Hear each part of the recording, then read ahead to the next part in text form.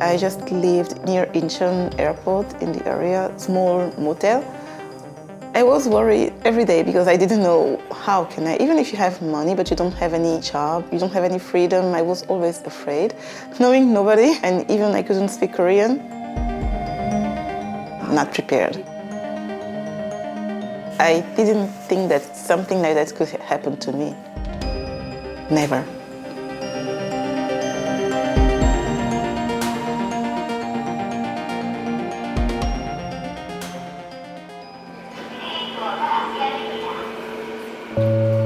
Living here as a foreigner, refugee from Africa, of course, there are so many misunderstandings. I worked in a factory for 3 months. Working there, it was really hard because the hardest job was given to me and my friends. Actually, there were 3 of us. Maybe they think that African people, they didn't study, they don't have any education. And even in their way of talking to us, it was really, really rude. There is no stereotypes of Korean. That's what I think. Because each country all around the world are the same. You will always find good and bad people. Always bright side and dark side. So many bad experiences I had as a refugee, foreigner, everyday stuff. Even the bank, sometimes bankers just asking me, shouting, go to your embassy and take your passport. But even I explain, I'm a refugee, I can't go to my embassy because I only have the travel document which is provided by the immigration office. You can call them, but they don't, they shout. And everybody in the bank just listen, they look at you and really shameful. But daily life is full of struggles. I think that Korean people, first I think that refugees are not educated. And when I see Korean people, I talk about all Korean people, but just, they think that because we are refugees, we cannot have a kind of standard life. They always look like, oh, why do you do that? You're a refugee, you don't need that. A few years ago, when my husband wanted to buy a car, but we heard from the local government, they said that, they told my husband, why do you buy a car? You don't need, you're a refugee, you don't need a car. And even when some people from community center, they visited my house and they told us, why do you have like 3 rooms? You don't need, you're a refugee. I told them, I have 2 boys and I'm the only woman in my house. They are growing up. I cannot share 1 room with the boys. And they always say, but you don't need, because you're a refugee, you don't need that. Sometimes I feel like Korean people think that refugee is kind of my job or my title, but it's not. It's kind of, they want people to already get an image of you, even of children born here. They always introduce them like refugee. As soon as they put the word refugee first, there is already a kind of misjudgment and people look at you differently. Not because you're different, but because of the word refugee. That's how I feel. Actually, I didn't choose Korea. If I have the choice and if I have time, probably I will never come here. But because I didn't have enough time, actually I couldn't do all things by myself. I was helped by someone. I don't know why. Maybe it was easy for him and really quick actually for him to get a visa from the embassy. I don't know the reasons. I had to flee. And when you have to flee, the first thing you think about is just leaving the country. You don't think about where I'm going. And I even didn't know that I'm coming here. Only when I get in the plane, and I just opened my passport and I saw South Korea. I was like, wow, I'm going to South Korea. And I was a little bit afraid because I didn't know anybody living here. That's the way I came here, just 1 package.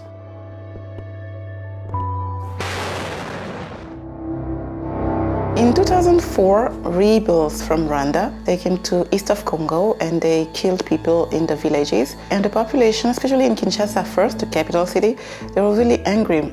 And they had that big demonstrations because the soldiers from UNHCR, but actually they didn't protect the population. Actually, the population was more angry about foreigners living in Congo because they felt like you just come here to steal from us, but you don't protect us. Because everybody knows that the US is above UNHCR. And they started to attack first the US embassy and US citizens and all foreigners.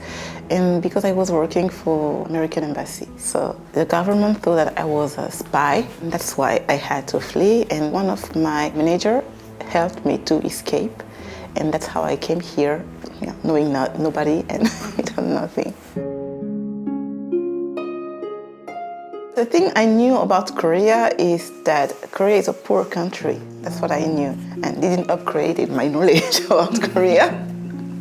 And I guess most of people still think like that. They know that there are two different Koreas, North and South, but they always think that somehow or someday, big war. So they always ask me, what are you doing there? Why are you there?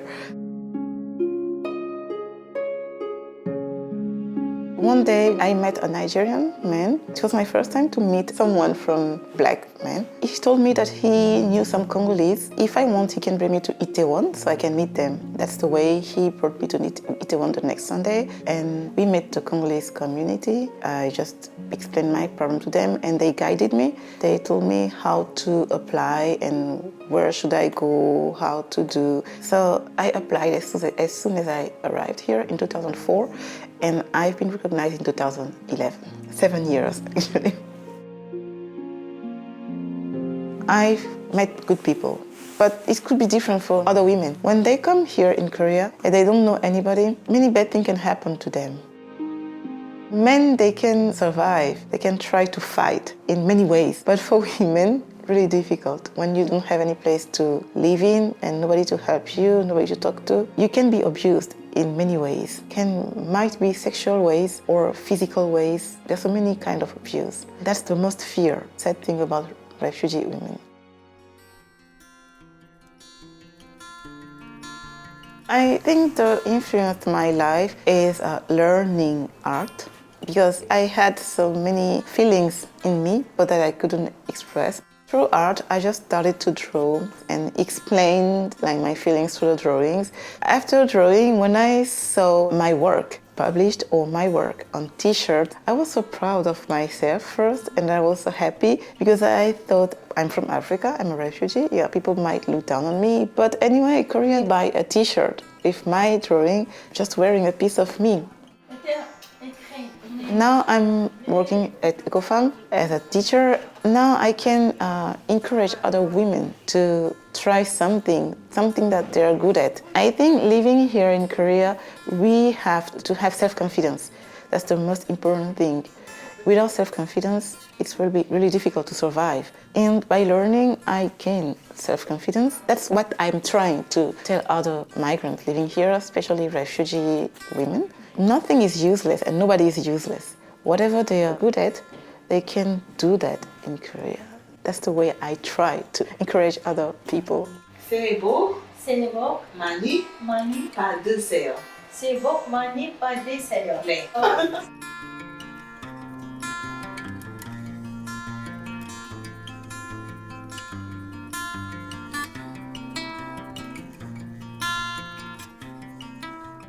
붓을 처음 잡아보는 사람들도 있어요. 그럼에도 불구하고 종이와 붓을 줬을 때 꽤 괜찮은 그림들을 그려내요. 그러니까 어떻게 표현할 줄 몰랐을 뿐이지 그 안에는 충분히 예술성이 있는 거죠. 그러니까 그 사람의 고유한 색채를 어떤 미술이라는 도구를 통해서 자기 안에 있는 예술성을 깨워서 거기에 문화를 담는 거죠. 제가 한글 공부 가르치다가 보니까 콩고 난민 여성들이 너무 똑똑한데 자존감이 낮은 모습을 보였어요. 그래서 어떻게 하면 이분들이 갖고 있는 재능을 끌어낼 수 있을까를 생각했어요. 그래서 미술 수업을 좀 해봤어요. 그랬더니 너무 즐거워하고 재밌어하고 저도 너무 재밌고 미아는 그때 제 학생이었어요. 2007년부터 지금까지 친구로서 또 동료로서 일을 하고 있는 거예요.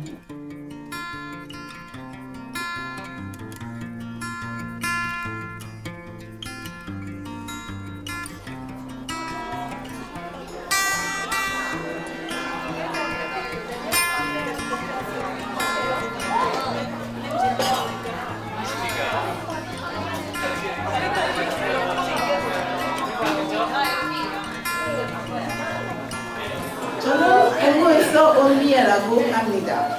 에고팜에서 스테이크로 일하고 있어요.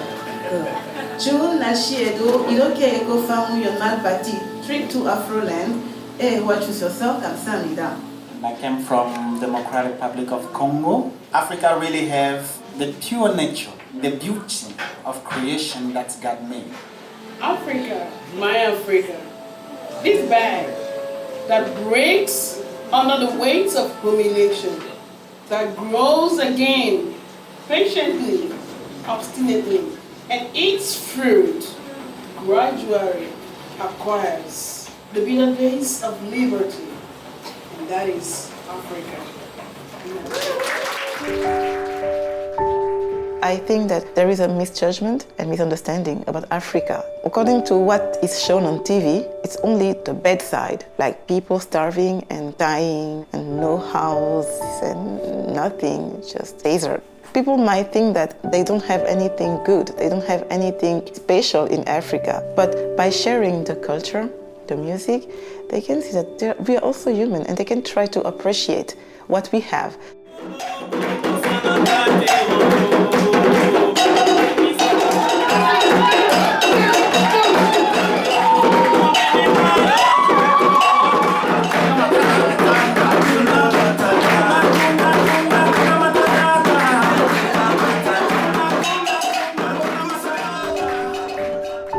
Just imagine people who attended the party, they heard African poem, they saw people singing and dancing in African languages. So they have another impression of Africa.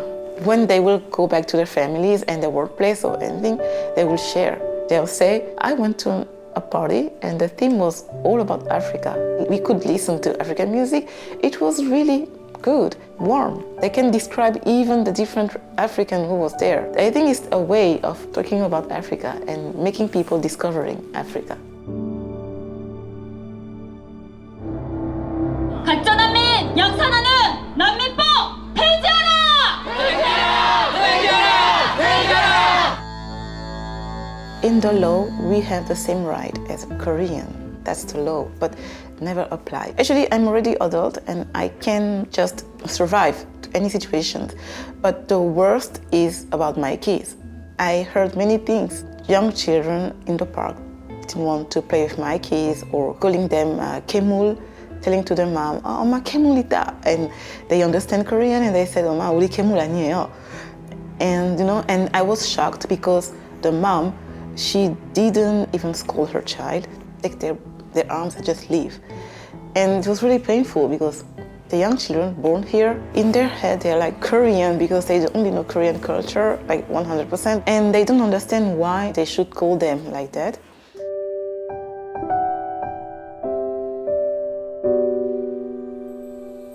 The thing that makes me more happy is when I see my sons growing up. I'm really happy. But the thing that makes me sad is that the more they are growing up, the more they are understanding that living here will be difficult for them. They understand by themselves, telling me, I want to do this thing and then I'm a refugee, I can't. No. He just understands by himself. It's really sad, really sad.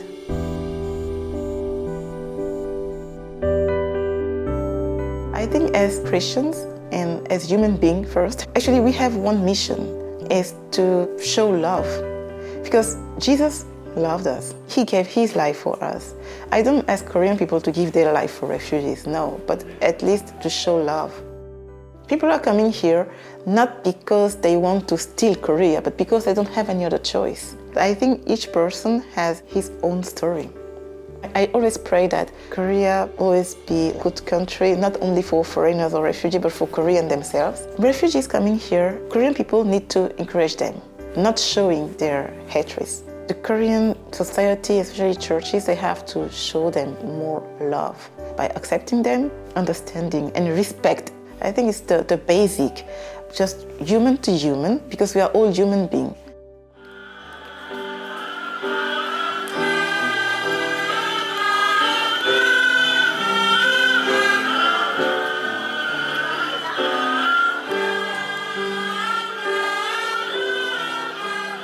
Actually, what I want to do is to empower more refugees, especially women. It's very difficult for women to find a job here in Korea because they have to raise children as well. They only look at their husband for economic, financial. I hope that we can train so many other women and they can also be like teachers. Not only me. I know that the process will be difficult, but yeah, I want to give it a try. Life might be difficult, but don't give up.